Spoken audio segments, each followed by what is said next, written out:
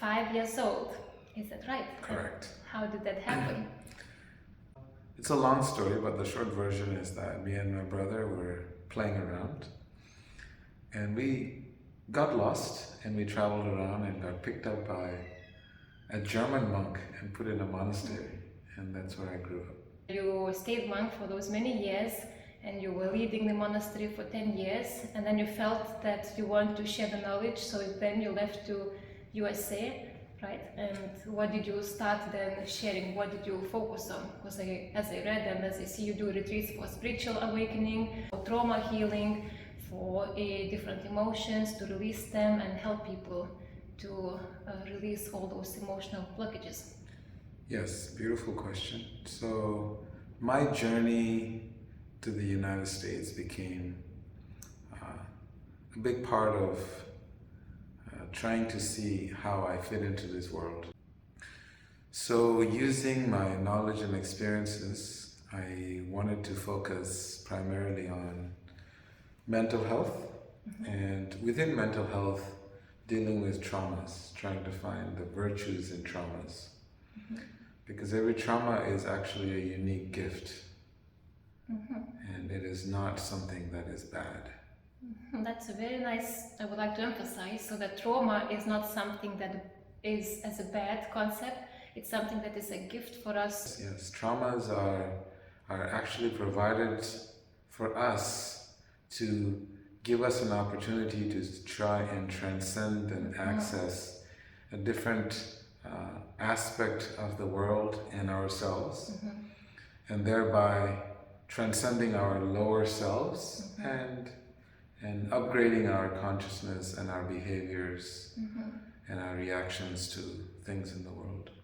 Because we can see, like nowadays especially, becomes on social media, people start sharing their traumas, start revealing their traumas, especially all the abuses, physical and sexual or any other that comes up from the childhood, especially when we are vulnerable, and people now become more brave to open up and share. Yes. So would you consider this as a first stage of letting go trauma, to notice the trauma, to already accept the trauma, not to be ashamed of having the trauma, not to hide it, not to be feeling I'm vulnerable, I'm hiding myself, I don't want to show myself with all those traumas, but to notice, okay, I do have this trauma, I did get hurt by someone when I was more vulnerable, but I want to let it go, I want to be part of me, not to reject myself for this, but just accept myself with this as I am.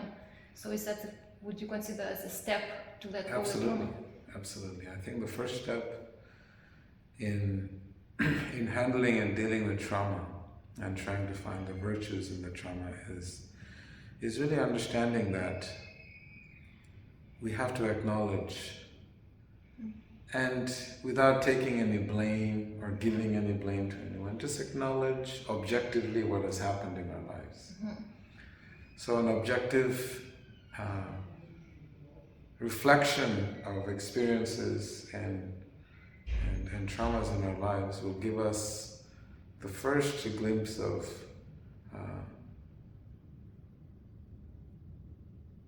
this healing process, because unless we acknowledge that something has happened, there is nothing to do. And as you rightfully pointed out, that once we acknowledge, then we have to try to see where the origin of that is and the impact of that trauma, and what areas of our life is impacted by that trauma, and thereby we start to address it in a very precise way through asking questions to the self. So the process that I use commonly, I call it Chitta cleanse. The process is the process of self-inquiry. There's two processes. Process of self-inquiry is detecting and acknowledging the trauma and the impact. And then within that we use the process of positive self-inquiry. Means what is there to extract from what has happened. As a good, from the good side. Yes. What did I learn? What did it change in me? How it benefited me, basically. Yes, that's where the positive comes in. Because every situation in life can be looked at it from two lenses. One is, oh man, this is scary. and someone else can look at the same situation and say, wow, this is a great opportunity for me to learn something. And that's not easy usually. That's not easy. It's, That's very positive. It takes time, I guess. Yes. It's not like, oh, I got abused, oh, I'm happy because I'm gonna learn it. Yes. So it's, I guess, takes time until you really overcome within and you really let go, and then you, okay, see with more sober and objective eyes, okay, so what did I learn from Correct. this? Yes. It's kind of with the time sometimes can take. Or with your... It takes time, and it also takes guidance. Yeah.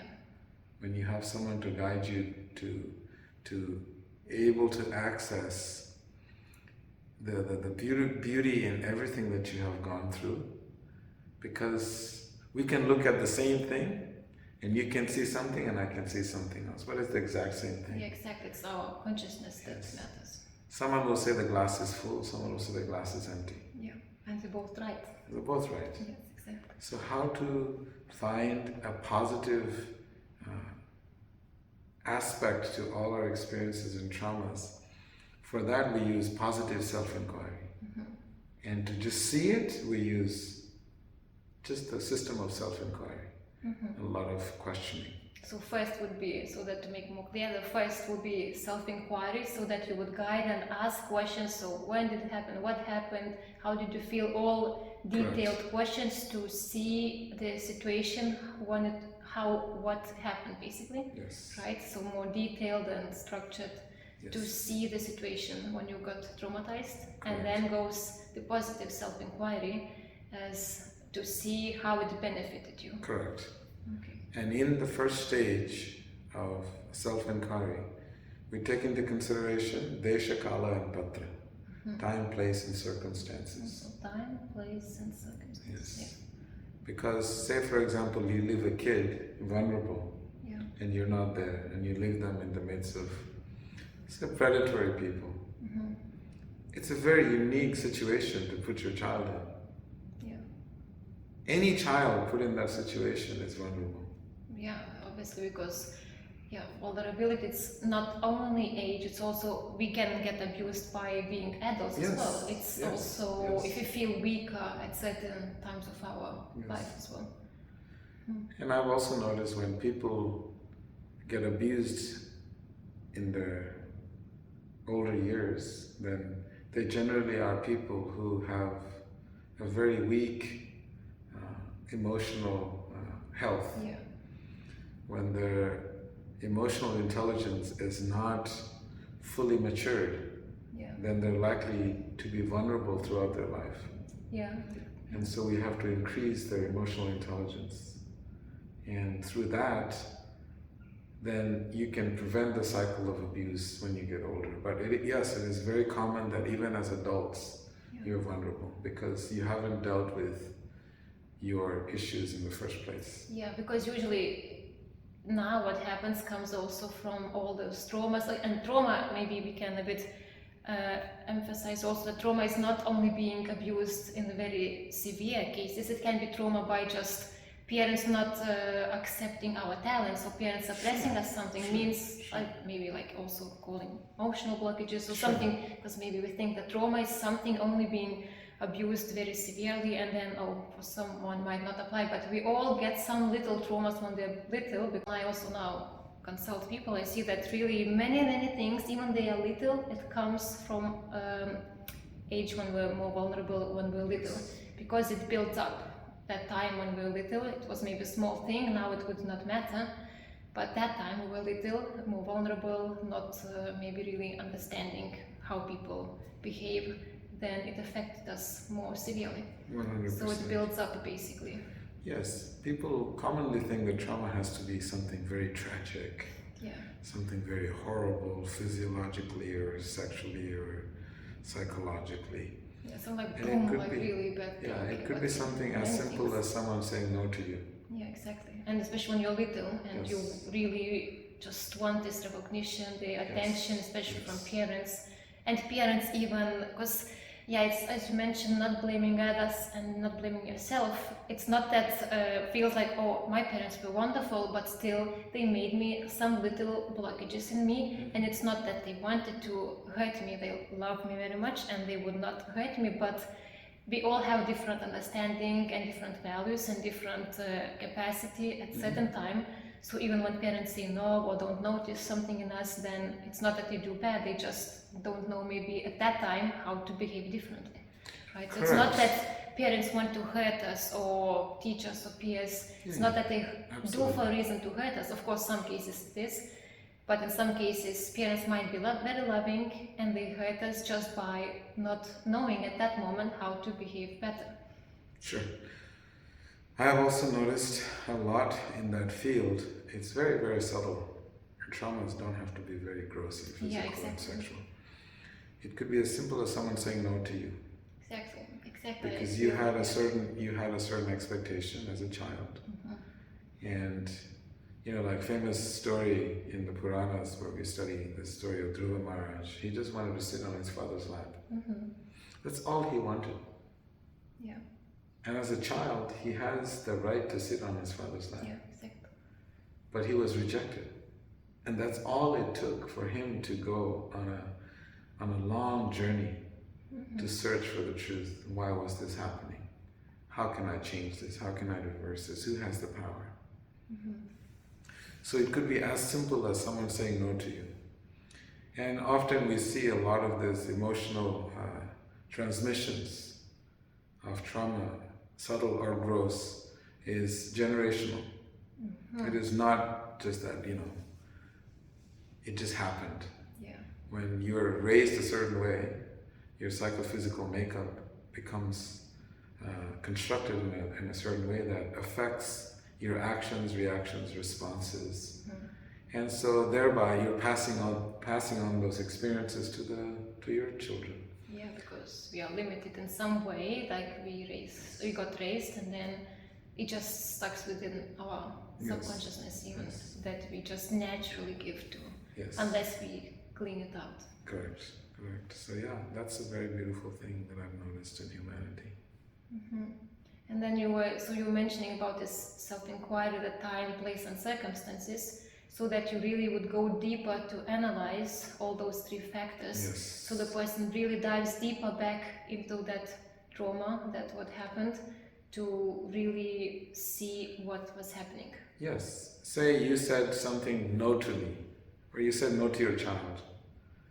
Now, he's a little baby, and obviously he feels affected by the fact that you said no. Yeah. When he goes back, why you said no, he will realize you said no because you didn't want him to get hurt with the knife. Yeah. Because the knife was laying on the kitchen, and he climbed up, and you figured out to get access to the most sharpest knife, and you freaked out, and out of fear of him being hurt, you said no. And for him, it caused him trauma for life. They don't have the capacity to read your intentions or your actions.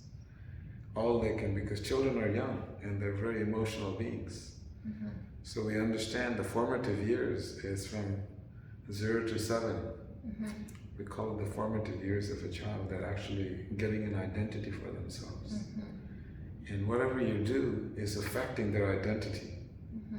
And if their identity is any way affected by shouting, screaming, or belittling them, or somehow having, to physically slap a child, or whatever it is, that leaves a very long-lasting impression in their mind, what we call samskaras, and that remains with them. And then it's transmuted, and it's transformed, or it's transferred to someone else. And it's not only when they remember, it's also when they're little, it just stuck in their subconsciousness level, that it builds up on something more and more. So when we go through analyzing the time, the place, the circumstances, then they're able to understand, oh, my mother really didn't mean to do that. We also break down a little bit more to see how those those three angles, the three dimensions of approach that we have, and we also connect them to the five senses. What did you see? So 5 senses. Yes. What did you see? What did you smell? What did you hear? What did you taste? Because fear has a taste. And what did you feel?